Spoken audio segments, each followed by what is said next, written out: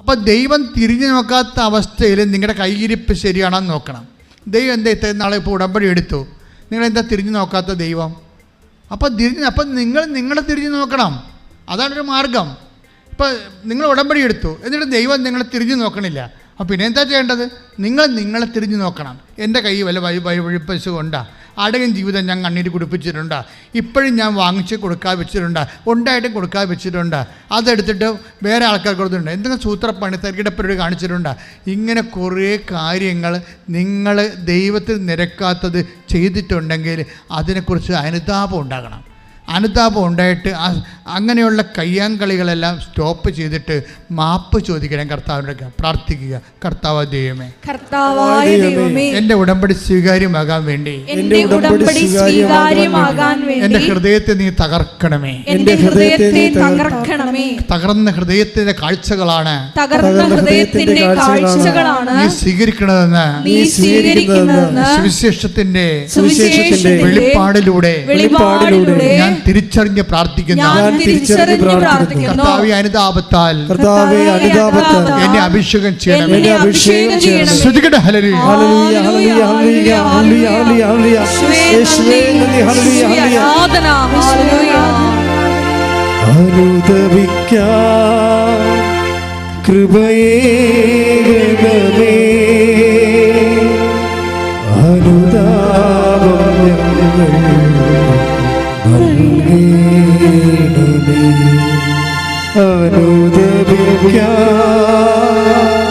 കൃപയേകണമേ,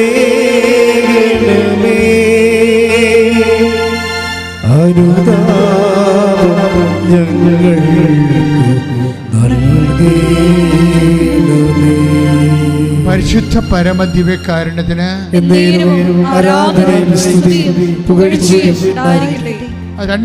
മൂന്ന് കാര്യങ്ങളാണ് നമുക്ക് വിശ്വാസത്തിൽ നമ്മളെ ശക്തിപ്പെടുത്തി നിർത്തണത്. കാര്യം വിശ്വാസം എല്ലാവർക്കും വിശ്വാസം തളർന്നു പോകുന്നതിൻ്റെ കാരണം പ്രാർത്ഥന മാത്രം വിശ്വാസം ഉയർത്താൻ വേണ്ടി ഉപയോഗിച്ചിട്ടാണ്. ചില കാര്യം വിശ്വാസത്തിന് അങ്ങനെ ഒരു കുഴപ്പമുണ്ട്. അത് ഈ ആഴ്ചയിലൊരു 50 പോയിൻ്റ് നിൽക്കണമെങ്കിൽ അടുത്ത ആഴ്ച 40 പോയിൻ്റൊക്കെ താഴുവത്. മനസ്സിലായ? വിശ്വാസത്തിന് അങ്ങനെ കുഴപ്പമുണ്ട്.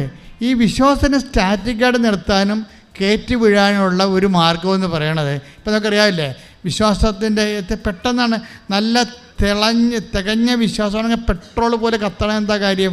അത് പക്ഷേ അത് കുഴപ്പമെന്ന് വെച്ചാൽ വിശ്വാസം താഴാതിരിക്കാനുള്ള 3 കാര്യങ്ങളുണ്ട്. എന്തൊക്കെയാണെന്ന് വെച്ചാൽ, ഒന്ന് അതായത് 3 കാര്യം. ഒന്ന് നമ്മൾ ഉടമ്പടി പറയുന്ന ഇതാണ്, അത് സൽപ്രവൃത്തികളാണ്. കാര്യം സൽപ്രവൃത്തിയുടെ പ്രശ്നം എന്നറിയാമോ? സൽപ്രവൃത്തി ചെയ്താൽ ദൈവം നമ്മുടെ കൂടെ നിൽക്കും. അതാണ് വിശ്വാസം താഴാതിരിക്കാനുള്ള മെയിൻ സംഭവം. ഒന്ന് സൽപ്രവൃത്തിയാണ്. എന്താ കാര്യം എന്നറിയാമോ? സൽപ്രവൃത്തി നമ്മൾ ചെയ്യണം. ഇപ്പോൾ എന്തുമാത്രം സൽപ്രവൃത്തി നമ്മൾ ചെയ്യുന്നുണ്ട്, ചെയ്തു കഴിഞ്ഞാൽ ദൈവം നമ്മുടെ കൂടെ നിൽക്കും. ദൈവം നമ്മുടെ കൂടെ നിന്ന് ആ വിശ്വാസം താഴുക ഇല്ല. ഇപ്പം നമ്മൾ തോബിത്ത് 12:12 എടുത്തേ. തോബിത്ത് 12:12 ശ്രുതിക്കട്ടെ. ഹല്ലേലൂയ, ഹല്ലേലൂയ, ഹല്ലേലൂയ, ഹല്ലേലൂയ, ഹല്ലേലൂയ, യേശുവേ യേശുവേ സ്തുതി, ഹല്ലേലൂയ, ഹല്ലേലൂയ, ഹല്ലേലൂയ, ഹല്ലേലൂയ, യേശുവേ ആരാധന, ആരാധന, ആരാധന. തോബിത്ത് 12:12 നീയും നിന്റെ മരുമകൾ സാറായും പ്രാർത്ഥിച്ചപ്പോൾ നിങ്ങളുടെ പ്രാർത്ഥന പരിശുദ്ധനായവനെ ഞാൻ അനുസ്മരിപ്പിച്ചു. നീ മൃതരെ സംസ്കരിച്ചപ്പോൾ ഞാൻ നിന്നോടൊത്തുണ്ടായിരുന്നു. അതാണ് സംഭവം. 12:13 തോബിത്ത് 12:13 എന്താ സംഭവം? അതായത് ഞാൻ നിങ്ങളോട് പറഞ്ഞത് എന്താണ്? വിശ്വാസം പ്രാർത്ഥനയിൽ മാത്രം അവലംബിച്ചു കഴിഞ്ഞാൽ വിശ്വാസം താഴാൻ സാധ്യതയുണ്ട്. ഓരോ ദിവസം ഗ്രാഫ് പൊങ്ങി താന്നും കിടക്കും. പക്ഷേ നമ്മൾ വിശ്വാസത്തെ പ്രാർത്ഥനയുടെ ഫോർമാറ്റിൽ നിന്ന് മാറ്റിയിട്ട് പ്രവൃത്തിയുടെ ഫോർമാറ്റിൽ കൊണ്ടുവന്ന് വെച്ച് കഴിഞ്ഞാൽ ഗുണം എന്താ? തോബിത്ത് 12:13 ഒന്നിന് വായിച്ച്, നീ മരിച്ചവരെ സംസ്കരിച്ചപ്പോൾ പറഞ്ഞേ, നീ മരിച്ചവരെ സംസ്കരിച്ചപ്പോൾ ഞാൻ നിന്നോട് കൂടെ ഉണ്ടായിരുന്നെന്ന്. അപ്പോൾ അതായത് ഈ മനുഷ്യരെ മരിച്ചവരെ സംസ്കരിക്കാൻ പോയത് നമ്മൾ കഴിഞ്ഞ പ്രാവശ്യം കണ്ടാണ്. പെന്തക്കോസ്താ ദിവസം നല്ല വിഭവസമൃദ്ധമായ ഊണിൻ്റെ സമയത്താണ്. ഊണ് കഴിക്കാൻ പോകുമ്പോൾ മകനോട് പറഞ്ഞ്, നമ്മുടെ ആരുടെയെങ്കിലും പാവപ്പെട്ടവരുണ്ടെങ്കിൽ വിളിച്ചോണ്ട് വരാൻ പറഞ്ഞു. മാവൻ പോയിട്ട് തിരിച്ചു വരുമ്പോൾ മരിച്ച ആൾക്കാരെക്കുറിച്ചാണ് അവൻ പറയണത്. മരിച്ചുപോയ ആൾക്കാരുടെ ജഡം കിടക്കണമെന്നാണ് പറഞ്ഞത്, പട്ടണത്തിൽ കിടപ്പുണ്ടെന്നാണ് പറഞ്ഞത്. ഉടനെ ഈ മനുഷ്യൻ ആ ഭക്ഷണം കഴിച്ചില്ല.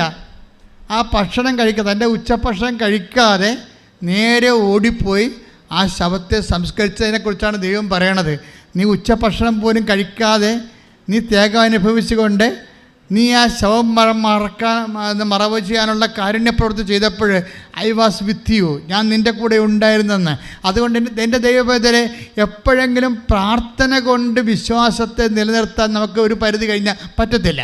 പിന്നെ ഉള്ളത് നമ്മുടെ മുമ്പിലുള്ള സാക്ഷ്യം സൽപ്രവൃത്തികളാണ്. പ്രാർത്ഥിക്കുക, കർത്താവായ ദൈവമേ, ഉടമ്പടി പ്രകാരമുള്ള സൽപ്രവൃത്തികള് ദൈവസ്നേഹത്തോടെ ചെയ്തുകൊണ്ട് ദൈവത്തിന്റെ സാന്നിധ്യത്തില് ജീവിക്കുവാൻ എന്നെ സഹായിക്കണമേ. ശ്രുതികടേ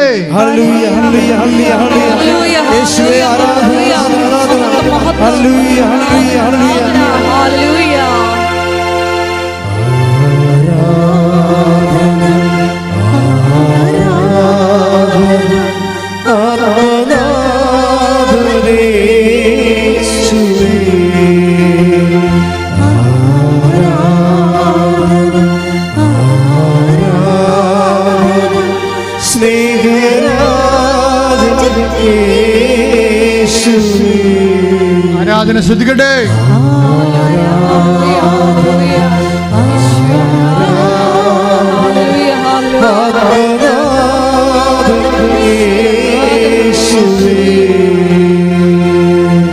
ഈ ഓമന ധർമ്മരാജൻ അങ്ങനെ ഒരു സാക്ഷി ഉണ്ടായിരുന്നു, ഓമന ധർമ്മരാജൻ. അതും തൃശ്ശൂരാണെന്ന് തോന്നണം. അവിടെ സാക്ഷ്യം നിങ്ങൾ കേട്ട് കാണുമായിരിക്കും. എനിക്ക് ഭയങ്കര ഹൃദ്യമാണ്. ഇവർ രണ്ടുപേരും പ്രാർത്ഥനയുള്ളവരാണ്. ഓമനയും ധർമ്മജനും പ്രാർത്ഥനയുള്ളവരാണ്. ഈശ്വരനും അമ്മയോടും അടുപ്പമുള്ളവരാണ്. അപ്പോൾ ഒരു ദിവസം ഒരു അബദ്ധം പറ്റി. ഒരു കൂട്ടുകമ്പനിക്ക് പോയി. ധർമ്മജൻ ഒരു കൂട്ടുകമ്പനിക്ക് പോയി വെച്ചാൽ ഈ ആൾക്കാർ കുപ്പിയൊക്കെ വെച്ചുകൊണ്ട് കൂടത്തില്ലേ. വൈകിട്ട് എന്താ പരിപാടി എന്ന് ചോദിക്കുമ്പോൾ കുപ്പിക്കൂട്ടം കാണിക്കില്ല. കുപ്പിക്കൂട്ടത്തിന് പോയി. അവൻ കുടിച്ചില്ല, പക്ഷേ കൂട്ടുകാരനൊരു കുപ്പി കൊടുത്തു വിട്ട്. ആ കൊടുത്തു വിട്ടത് ഈ ഓമനെ പറ്റിച്ച് ഈ മനുഷ്യൻ ഈ ഉടുപ്പിൻ്റെ അകത്ത് വെച്ച്, മുണ്ടിൻ്റെ അകത്ത് വെച്ച് നേരെ തൊഴുത്തിലങ്ങോട്ട് കൊണ്ടുപോയി ഒളിപ്പിച്ച് വെച്ച്, ആ ബ്രാൻഡി ഒളിപ്പിച്ച് വെച്ച്. പക്ഷേ ഇതോടുകൂടി ആ വീട്ടിൽ അലയുമ്പോൾ അങ്ങോട്ട് പോവുകയാണ്. ഓമനത് കണ്ടില്ല. പക്ഷേ ഇവൾക്ക് പെട്ടെന്ന് ഒരു ബോധക്കേടുണ്ടായി, ശ്വാസം മുട്ടലൊക്കെ ഉണ്ടായി. ഇവൾ നിലവിളിച്ച് നിലത്ത് വീണിട്ട് ഉടനെ മകളോട് പറയും, ഒരു പേന എടുക്ക്, ഒരു പേപ്പർ എടുക്കുക, വെളിവില്ലാതൊക്കെ പറയും. ഒരു പേന എടുക്ക്, ഒരു പേപ്പർ എടുക്കുക എന്നൊക്കെ പറയും. അപ്പോൾ അമ്മ നിലത്ത് കിടക്കുകയാണ്. ഉടനെ മകള് ആ അമ്മ ചോദിച്ചതിനിപ്പോൾ ഈ മരുന്നെടുക്കാൻ ചോദിക്കണ പോലുള്ള ഒരവസ്ഥയാണ്. അത് കാരണം മകൾ കൊണ്ട് പേനയും പേപ്പറും കൊടുക്കും. എന്നിട്ട് നെഞ്ചത്ത് വെച്ച് ഇവളെന്തൊക്കെ കുത്തിക്കുറിക്കും. അവളുടെ ബോധം പോയി, റിലേ പോയിരിക്കുന്ന ആൾ കരഞ്ഞ് അവിടെ നിലത്ത് വീണ് ഉരുണ്ട് പല്ലാത്ത അവസ്ഥയെ. എന്നിട്ടിങ്ങനെ കുത്തിക്കുറിക്കും. ഉടനെ ഇവളുടെ ഭർത്താവ് ഇത് മേടിക്കുമ്പോൾ അതിനകത്ത് എഴുതി വെച്ചിരിക്കുന്നത് എൻ്റെ പിഴ, എൻ്റെ വലിയ പിഴ. അപ്പോൾ ഇത് വായിച്ചോട് ഈ മനുഷ്യൻ കിടന്ന് കാറ് നിലവിളിക്കും, എൻ്റെ പിഴ, എൻ്റെ വലിയ പിഴ. അതോടുകൂടി ആ മനുഷ്യൻ ഇപ്പം മാപ്പ് പറയും. എടി, ഇതാണ് വിഷയം. അതായത് പരിശുദ്ധാത്മാവിൻ്റെ പ്രവർത്തനം, നമ്മൾ ദൈവത്തിൻ്റെ കൂടെയാണ്, ഡിവൈൻ സോണിലാണെങ്കിലേ ദൈവം ആ കുടുംബത്തെ ദൈവം സംരക്ഷിക്കും. അയാൾ എല്ലാ കുടുംബം നശിക്കാൻ പോകുകയായിരുന്നു. പാത്ത് കൊണ്ടുവന്ന് മദ്യം വെച്ച് കുടിച്ച്, രഹസ്യത്തിൽ കുടിച്ച് പിന്നെ ആ സ്വഭാവം മാറി, പ്രാർത്ഥനാ ജീവിതം മാറി, ആ കുടുംബത്തിൻ്റെ സമാധാനം നഷ്ടപ്പെട്ട് തകരാൻ പോകുകയായിരുന്നു. അപ്പോഴുടനെ ആത്മാവിൽ പ്രവേശിച്ചിട്ട് ഇവൾക്കറിയത്തില്ല ഇവൾ എന്താണ് ഈ നെഞ്ചത്ത് വെച്ച് എഴുതിക്കൊണ്ടിരിക്കണമെന്ന്. പക്ഷെ വായിക്കുന്നവർക്കറിയാം എൻ്റെ പിഴ, എൻ്റെ വലിയ പിഴയാണ്. അതായത് പ്രാർത്ഥന എന്തുമാത്രം സംരക്ഷണമാണെന്ന് നമ്മൾ അറിയണം. പിന്നീട് ഓമനയുടെ ബാക്കി സാക്ഷ്യം, അതോടെ കുടുംബം രക്ഷപ്പെടുകയാണ്. അതല്ല, ഓമനയുടെ ബാക്കി സാക്ഷ്യം കേൾക്കണം. ഓമൻ അവസാനം പറയുന്നൊരു കാര്യമാണ് എന്നെ സ്പർശിച്ചത്. കാര്യം, ഞാൻ എവിടെ പോയാലും ഒരു പൊതി ചോറെടുത്ത് എൻ്റെ ബാഗിൽ വെച്ചുകൊണ്ടാണ് പോകണമെന്ന്. ഞാൻ എവിടെ പോയാലും എന്തിനാണെന്നറിയാമോ? ആരെങ്കിലും രോഗികളെ എവിടെയെങ്കിലും വെച്ച് കണ്ടാൽ, ഇല്ലാത്തവരെ കണ്ടാൽ കൊടുക്കാൻ വേണ്ടിയാണ്. അതാണ് സൽപ്രവൃത്തി എന്ന് പറയണത്. ദൈവം നമ്മളെ വിട്ടു മാറത്തില്ല. നിൻ്റെ ഭർത്താവോ നീയോ നിൻ്റെ കുടുംബമോ നിൻ്റെ മക്കളോ നശിക്കാൻ ദൈവം അനുവദിക്കത്തില്ല. കൈയിടിച്ച് കിടത്താൻ ഹല്ലേലൂയ ഹല്ലേലൂയ ഹല്ലേലൂയ. ഉടമ്പടി എടുത്തിട്ടുള്ള ഞങ്ങളെല്ലാവരും സൽപ്രവൃത്തികളില്, കാരുണ്യപ്രവൃത്തികളില് സ്ഥിരതയോടെ മുന്നേറുവാൻ ആരാധനയോടെ അഭിഷേകം ചെയ്യണമേ.